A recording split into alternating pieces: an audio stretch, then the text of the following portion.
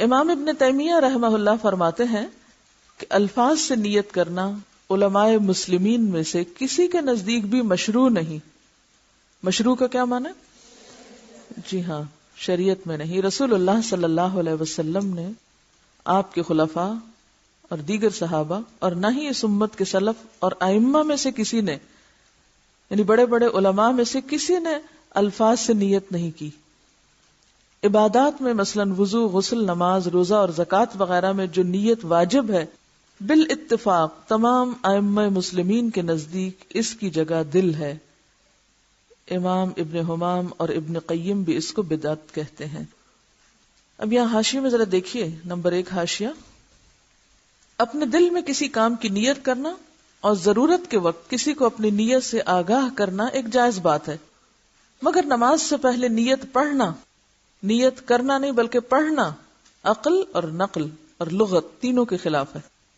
Number 1، عقل کے خلاف اس لیے ہے کہ بے شمار ایسے کام ہیں جنہیں شروع کرتے وقت ہم زبان سے نیت نہیں پڑھتے، کیونکہ ہمارے دل میں انہیں کرنے کی نیت اور ارادہ موجود ہوتا ہے.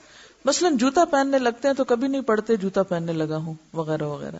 تو کیا نماز ہی ایک ایسا کام ہے جس کے آغاز میں اس کی نیت پڑھنا ضروری ہو گیا؟ نماز کی نیت تو اسی وقت ہو جاتی ہے جب آدمی اذان سن کر مسجد کی طرف چل پڑتا ہے، اور اسی نیت کی وجہ سے اسے ہر قدم پر نیکیاں ملتی ہیں. لہذا نماز شروع کرتے وقت جو کچھ پڑھا جاتا ہے وہ نیت نہیں بدعت ہے. اور پھر آپ دیکھیے کہ ایک اور حدیث میں بھی آتا ہے نا کہ جب ایک انسان نماز کا انتظار کرتا ہے تو نماز کے انتظار میں جو وقت گزرتا ہے وہ بھی دراصل کس میں ہوتا ہے؟ تو وہ جو انتظار کا وقت ہے وہ نیت کے بغیر تو نہیں انتظار ہوگا نا. نمبر 2، نقل کے خلاف، اس لیے کہ نبی اکرم صلی اللہ علیہ وسلم اور صحابہ کرام باقاعدگی کے ساتھ نمازیں پڑھا کرتے تھے، اور اگر وہ اپنی نمازوں سے پہلے نیت پڑھنا چاہتے تو ایسا کر سکتے تھے، ان کے لیے کوئی رکاوٹ نہیں تھی. لیکن ان میں سے کبھی کسی نے نماز سے پہلے مروجہ نیت نہیں پڑھی. اس کے برعکس وہ ہمیشہ اپنی نمازوں کا آغاز تکبیر تحریمہ یعنی اللہ اکبر سے کرتے رہے.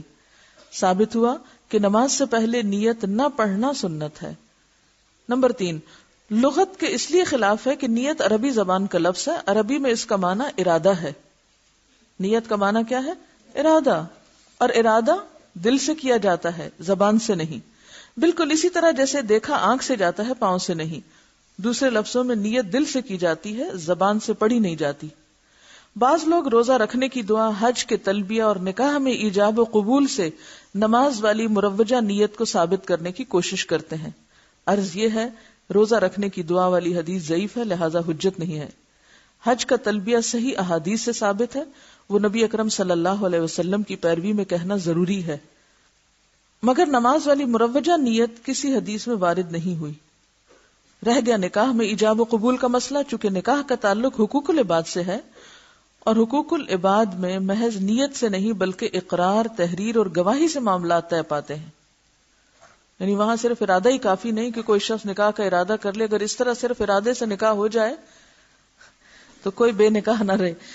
جبکہ نماز میں تو بندہ اپنے رب کے حضور کھڑا ہوتا ہے جو تمام نیتوں کو خوب جاننے والا ہے. پھر وہاں نیت پڑھنے کا کیا تک بنتا ہے؟ قیام. حضرت عمران بن حسین رضی اللہ عنہ بیان کرتے ہیں کہ مجھے بواسیر کی تکلیف تھی. نبی صلی اللہ علیہ وسلم نے فرمایا صلی قائما فإن لم تستطع فقاعدا فإن لم تستطع فعلى جنب، کہ ممکن ہو تو کھڑے ہو کر نماز ادا کرو، اگر طاقت نہ ہو تو بیٹھ کر، اگر بیٹھ کر ادا کرنے کی بھی طاقت نہ ہو تو لیٹ کر نماز ادا کرو. یہ حکم کس کے لیے؟ بیمار کے لیے. لیکن اصل کیا ہے؟ قیام. نبی صلی اللہ علیہ وسلم نے دیکھا کہ کچھ لوگ بیٹھ کر نمازیں ادا کر رہے ہیں. آپ نے فرمایا بیٹھ کر نماز ادا کرنے والے کو کھڑے ہو کر نماز ادا کرنے والوں کی نسبت نصف ثواب ملے گا. نبی صلی اللہ علیہ وسلم کی عمر زیادہ ہو گئی تو آپ نے جائے نماز کے قریب ایک ستون تیار کرایا جس پر آپ نماز کے دوران ٹیک لگاتے تھے. یعنی پھر بھی بیٹھتے نہیں تھے، ٹیک لگا لیتے تھے لیکن کھڑے ہو کے پڑھتے تھے. تو اس سے پتہ چلتا ہے کہ قیام بے حد ضروری ہے. نبی صلی اللہ علیہ وسلم رات کا بڑا حصہ کھڑے ہو کر نوافل ادا کرتے اور کبھی بیٹھ کر. یعنی فرض نماز تو آخر عمر تک آپ نے کھڑے ہو کر پڑھی لیکن نوافل کبھی بیٹھ کر بھی. جب قرات کھڑے ہو کر فرماتے تو اسی حالت یعنی قیام سے رکوع کی حالت میں منتقل ہوتے، اور جب بیٹھ کر قرات فرماتے تو اسی حالت میں رکوع بھی فرماتے تھے. یعنی اگر قیام کھڑے ہو کے ہوتا تو رکوع بھی کھڑے ہو کر، اور اگر قیام بیٹھ کر ہوتا تو پھر رکوع بھی بیٹھے بیٹھے ادا کرتے. ایسا نہیں تھا کہ پھر کھڑے ہو کے رکوع کر کے پھر سجدے میں جائیں. اور کبھی آپ صلی اللہ علیہ وسلم بیٹھ کر قرات فرماتے، جب قرات سے 30 یا 40 آیات باقی ہوتی تو آپ صلی اللہ علیہ وسلم کھڑے ہو کر ان کی تلاوت فرماتے، پھر حالت قیام سے رکوع میں چلے جاتے. دوسری رکعت میں بھی آپ صلی اللہ علیہ وسلم کا یہی معمول ہوتا. یعنی کبھی آپ بیٹھ کر بھی قرات فرماتے، جب 30-40 آیات باقی ہوتی تو کھڑے بھی ہو جاتے. تو اس سے کیا پتہ چلتا ہے کہ ایک ہی رکعت آدھی بیٹھ کے اور آدھی کھڑے ہو کر بھی ادا کی جا سکتی ہے، خاص طور پر جب طویل قیام ہو. اس حالت میں پھر رکوع دوبارہ بیٹھ کے نہیں کیا جائے گا، بلکہ جو آخری پوزیشن ہوگی کھڑے ہونے کی یا بیٹھنے کی. مثلا اگر آپ شروع میں کھڑے رہے اور پھر آدھے کے بعد بیٹھ گئے تو پھر رکوع بھی بیٹھ کر ہوگا. اور اگر آپ پہلے کھڑے ہو کے پڑھ رہے تھے پھر بیٹھ گئے اور پھر کھڑے ہو گئے تو پھر رکوع بھی قیام کی حالت میں ہوگا. دوسری رکعت میں بھی آپ کا یہی معمول ہوتا. تکبیر اولا، اولا کا کیا مطلب ہوتا ہے؟ پہلی. قبلہ کی جانب منہ کر کے اللہ اکبر کہتے ہوئے رفع الیدین کریں. رفع کا معنی ہوتا ہے بلند کرنا، یدین ہے دونوں ہاتھ، دونوں ہاتھوں کو بلند کریں، یعنی دونوں ہاتھوں کو کندھوں تک اٹھائیں. کندھوں تک، بعض روایات میں کانوں تک بھی آتے ہیں لیکن کانوں کو چھونے کی ضرورت نہیں، کندھوں تک. حضرت عبداللہ بن عمر فرماتے ہیں رأیت النبی صلی اللہ علیہ وسلم افتتح التکبیر فی الصلاة فرفع یدیہ حین یکبر حتی یجعلہما حذو منکبیہ. میں نے نبی صلی اللہ علیہ وسلم کو دیکھا، آپ نے نماز کی پہلی تکبیر کہی اور اپنے دونوں ہاتھ کندھوں تک اٹھائے. ہاتھ اٹھاتے وقت انگلیاں نارمل طریقے پر کھلی رہیں، یعنی انگلیوں کو تکلف سے سیدھا اکڑانے کی ضرورت نہیں ہے، بلکہ نارمل طریقے سے جیسے آپ کی عموماً کھلتی ہیں. کسی کا ہاتھ زیادہ کھل جاتا ہے، کسی کا تھوڑا کم، لیکن ڈھیلا بھی نہیں چھوڑنا اور اکڑانا بھی نہیں، نارمل رکھنا ہے. انگلیوں کے درمیان زیادہ فاصلہ کریں، نہ انگلیاں ملائیں. یعنی نہ تو انگلیاں کھولیں کہ جیسے پورے ہاتھ کھول دیے جاتے ہیں پنجہ، اور نہ ہی آپ ان کو آپس میں جوڑیں، بلکہ بس اٹھاتے وقت جتنا وہ نارملی کھلیں یا ان کے درمیان فاصلہ ہو بس اتنا ہی ٹھیک ہے.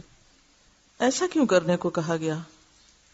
خشوع برقرار رکھنے کے لیے کہا گیا ہے، تاکہ کوئی چیز آرٹیفیشلی تکلفاً یا مصنوعی طریقے سے نہ ہو، یہ کوئی ٹینشن اپنے اوپر نہ لی جائے، بلکہ نیچرل طریقے سے، نارمل طریقے سے فرض ادا کیا جائے. رسول اللہ صلی اللہ علیہ وسلم دونوں ہاتھ کندھوں تک اٹھاتے. نبی اکرم صلی اللہ علیہ وسلم کبھی کبھی ہاتھوں کو کانوں تک بلند فرماتے، یعنی دونوں طریقے ملتے ہیں، کبھی یعنی بالکل برابر ہی اور کبھی ذرا اونچا بھی. یعنی اس میں اتنا کوئی بہت فرق نہیں ہے، سر تک تو نہیں لے جانا، یعنی کانوں اور کندھے میں تھوڑا سا ہی فرق پڑتا ہے. شیخ البانی فرماتے ہیں کہ رفع یدین کرتے وقت ہاتھوں سے کانوں کو چھونے کی کوئی دلیل نہیں ہے، ان کا چھونا بدعت ہے یا وسوسہ. وسوسہ کیا کہ شیطان کہتا نہیں ابھی تم نے صحیح نہیں اٹھائے، پہلے جب تک وہاں ناپ کے نہ دیکھو یا ٹچ کر کے نہ دیکھو کان کہ صحیح جگہ تک پہنچے ہیں کہ نہیں. تو یہ طریقہ درست نہیں ہے، بس اس وقت بہت کانشیس ہونے کی ضرورت نہیں ہے، ہاتھ اٹھانا ہی اصل چیز ہے. مسنون طریقہ ہتھیلیاں کندھوں تک یا کانوں تک اٹھانا ہے. ہاتھ اٹھانے کے مقام میں مرد اور عورت دونوں برابر ہیں. ایسی کوئی حدیث موجود نہیں جس میں یہ تفریق ہو کہ مرد کانوں تک اور عورتیں کندھوں تک بلند کریں. پھر دایاں ہاتھ بائیں ہاتھ پر رکھ کر سینے پر باندھ لیں. دایاں ہاتھ بائیں ہاتھ پر رکھ کر سینے پہ باندھ لیں. کس طرح سینے پر ہاتھ باندھنا؟ حضرت وائل بن حجر رضی اللہ عنہ کہتے ہیں کہ میں نے رسول اللہ صلی اللہ علیہ وسلم کے ساتھ نماز پڑھی تو آپ نے اپنے ہاتھ یعنی دایاں ہاتھ بائیں ہاتھ پر رکھ کر سینے پہ باندھے. حضرت حلف رضی اللہ عنہ فرماتے ہیں کہ میں نے رسول اللہ صلی اللہ علیہ وسلم کو سینے پر ہاتھ رکھے ہوئے دیکھا. حضرت وائل بن حجر رضی اللہ عنہ رسول اللہ صلی اللہ علیہ وسلم کی نماز کا طریقہ بیان کرتے ہوئے فرماتے ہیں کہ آپ نے دائیں ہاتھ کو بائیں ہاتھ کی ہتھیلی کی پشت، اس کے جوڑ اور کلائی پر رکھا۔ ہمیں بھی دایاں ہاتھ بائیں ہاتھ پر اس طرح رکھنا چاہیے کہ دایاں ہاتھ بائیں ہاتھ کی ہتھیلی کی پشت، جوڑ اور کلائی پر آ جائے، جوڑ اور کلائی پر آ جائے، اور دونوں ہاتھوں کو سینے پر باندھا جائے تاکہ تمام روایات پر عمل ہو سکے۔ حضرت سہل بن سعد سے روایت ہے کہ لوگوں کو رسول اللہ صلی اللہ علیہ وسلم کی طرف سے یہ حکم دیا جاتا تھا کہ نماز میں دایاں ہاتھ بائیں کلائی پر رکھیں، دایاں ہاتھ بائیں کلائی پر رکھیں۔ رہی حضرت علی رضی اللہ عنہ کی روایت کہ سنت یہ ہے کہ ہتھیلی کو ہتھیلی پر زیر ناف رکھا جائے، تو اسے امام بہقی اور حافظ ابن حجر نے ضعیف قرار دیا ہے، اور امام نووی فرماتے ہیں کہ اس کے ذوف پر سب کا اتفاق ہے۔ تو اب آپ دیکھیے کہ ہاتھ کیسے آپ رکھیں گے، ہتھیلی پر، ٹھیک ہے، تو انگوٹھا اور چھوٹی انگلی کہاں آ جائیں گے، کلائی پر، اور باقی ہاتھ کا حصہ جوڑ پر، ٹھیک ہے۔ اب کر کے دیکھیے کہ سینہ بھی نہ تو ہاتھوں کو اوپر چڑھانے کی ضرورت ہے، کئی لوگوں کو میں نے دیکھا کہ وہ ہاتھوں کو اوپر رکھے ہوئے ہوتے ہیں، یہ نہیں رکھنے کا طریقہ، ٹھیک ہے۔ کئی لوگ اپنے کندھے بھی ساتھ سکیڑ لیتے ہیں اور وہ سمجھتے کہ شاید بہت ہی اونچا چڑھا کے اوپر رکھنا مراد ہے۔ اس میں آپ دیکھیے کہ نارمل اور نیچرل طریقے سے کھڑے ہوں۔ عورتوں اور مردوں کی نماز میں کوئی فرق نہیں۔ رسول اللہ صلی اللہ علیہ وسلم نے فرمایا، نماز اسی طرح پڑھو جس طرح تم مجھے نماز پڑھتے ہوئے دیکھتے ہو، یعنی ہو بہو میرے طریقے کے مطابق سب عورتیں اور سب مرد نماز پڑھیں۔ سلو جمع کا صیغہ ہے، جیسے یا ایھا الذین آمنوا ہوتا ہے، جس میں سب شامل ہوتے ہیں۔ پھر اپنی طرف سے یہ حکم لگانا کہ عورتیں سینے پہ ہاتھ باندھیں، مرد زیر ناف، عورتیں سجدہ کرتے وقت زمین پر کوئی اور شکل اختیار کریں، مرد کوئی اور، یہ دین میں مداخلت ہے۔ یاد رکھیں کہ تکبیر تحریمہ سے شروع کر کے السلام علیکم ورحمۃ اللہ کہنے تک عورتوں اور مردوں کے لیے ایک ہی شکل اور ایک ہی ہیئت ہے نماز کی۔ سب کا قیام، رکوع، قومہ، سجدہ، جلسہ استراحت، قعدہ اور ہر مقام پر پڑھنے کی دعائیں یکساں ہیں۔ رسول اللہ صلی اللہ علیہ وسلم نے مرد اور عورت کی نماز کے طریقے میں کوئی فرق نہیں بتایا۔ اگر کچھ روایات ہیں بھی تو وہ ضعیف ہیں، یا زیادہ تر آپ کو ائمہ کے اقوال ملیں گے۔ سینے پر ہاتھ باندھ کر یہ دعا پڑھیں۔ حضرت ابو ہریرہ رضی اللہ عنہ روایت کرتے ہیں کہ رسول اللہ صلی اللہ علیہ وسلم تکبیر اولی اور قرات کے درمیان کچھ دیر چپ رہتے، اللہ اکبر اور سورۃ فاتحہ کے درمیان کچھ دیر چپ رہتے۔ بس میں نے کہا، میرے ماں باپ آپ پر قربان، اے اللہ کے رسول صلی اللہ علیہ وسلم، آپ تکبیر اور قرات کے درمیان خاموش رہ کر کیا پڑھتے ہیں؟ آپ نے فرمایا، میں یہ پڑھتا ہوں، اللہم باعد بینی و بین خطایایا کما بعدت بین المشرق والمغرب، اللہم نقنی من الخطایا کما ینقی الثوب الابیض من الدنس، اللہم اغسل خطایایا بالماء والثلج والبرد۔ یا اللہ میرے اور میرے گناہوں کے درمیان دوری ڈال دے جیسے تو نے مشرق اور مغرب کے درمیان دوری رکھی ہے۔ اے اللہ مجھے گناہوں سے اس طرح پاک کر جیسا کہ سفید کپڑا میل سے پاک کیا جاتا ہے۔ اے اللہ میرے گناہ اپنی بخشش کے پانی، برف اور اولوں سے دھو ڈال۔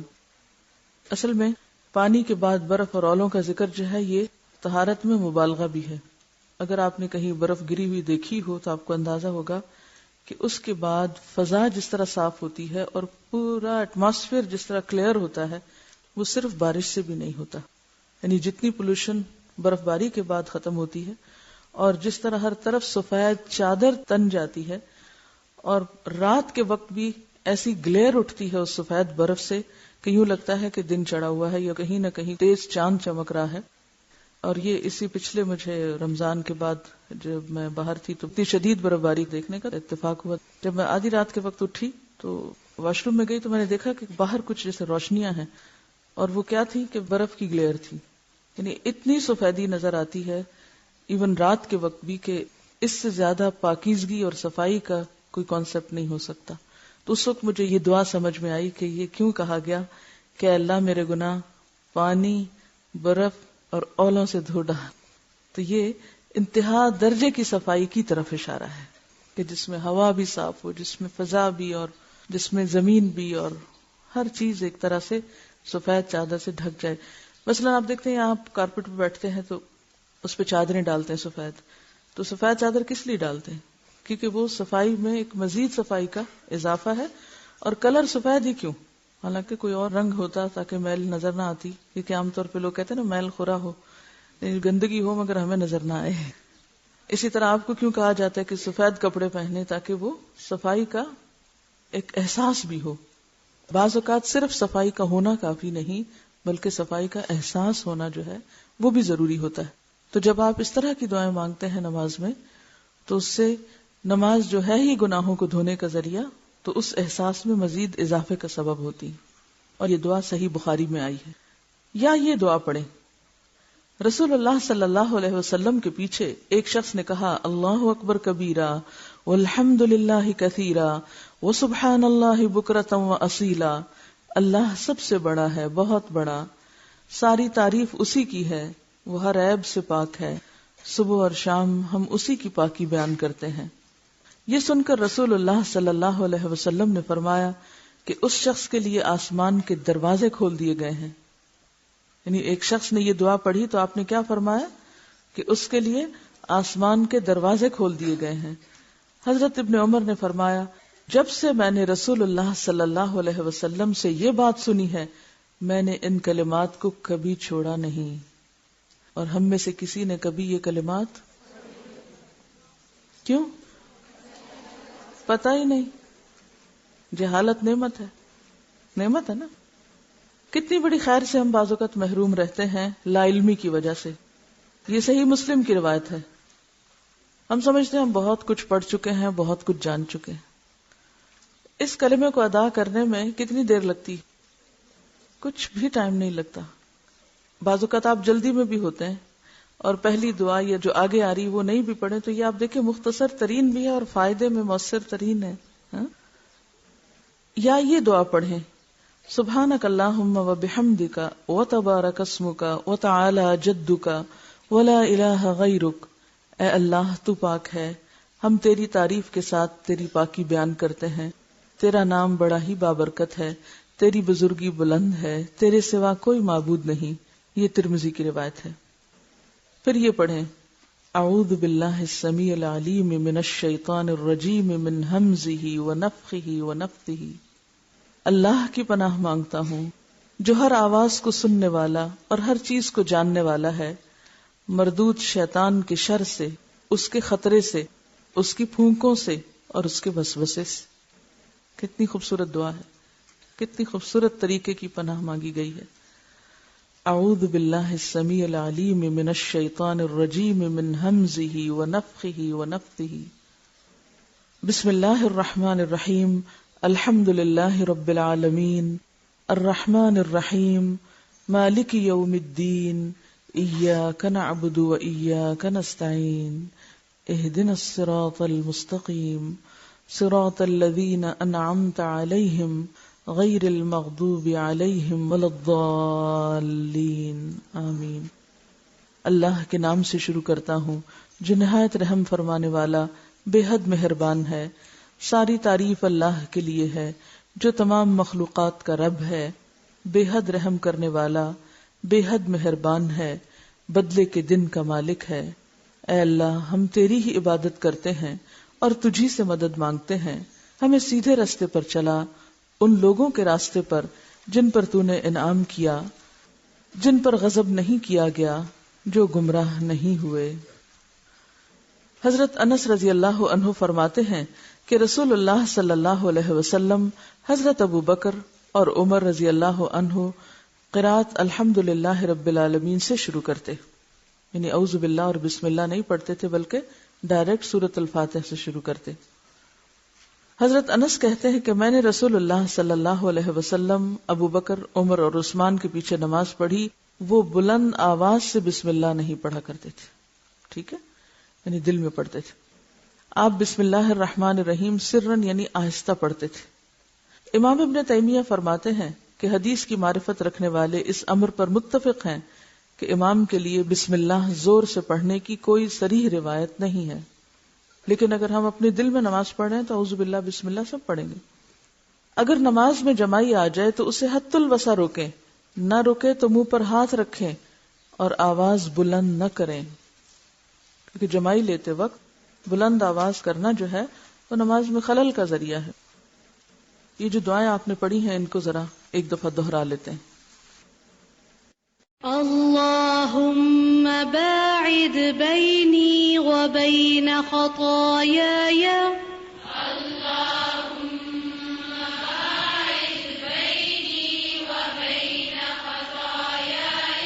كما باعدت بين المشرق والمغرب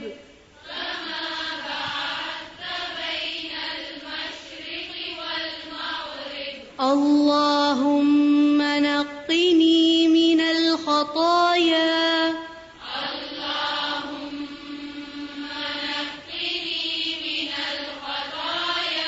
كما ينقى الثوب الأبيض من الدنس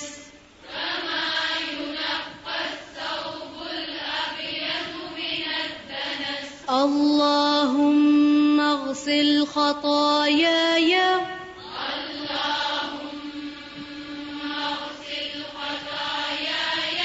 بالماء والثلج والبرد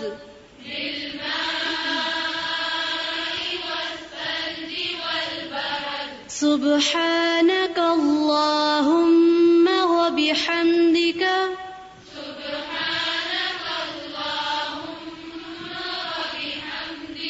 وتبارك اسمك وتعالى جدك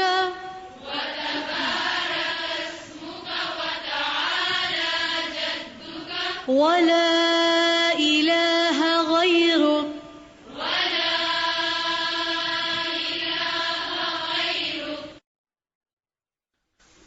کچھ سوالوں کے جواب ہیں۔ پہلا سوال ہے، آپ نے جس طرح محسن کی نماز بتائی اس طرح دل چاہتا ہے پڑھنے کا، مگر اگر بچے چھوٹے ہوں تو رونے لگتے ہیں، پھر نہ چاہتے ہوئے بھی دھیان اسی طرف لگ جاتا ہے، ایسی صورت میں کیا کریں؟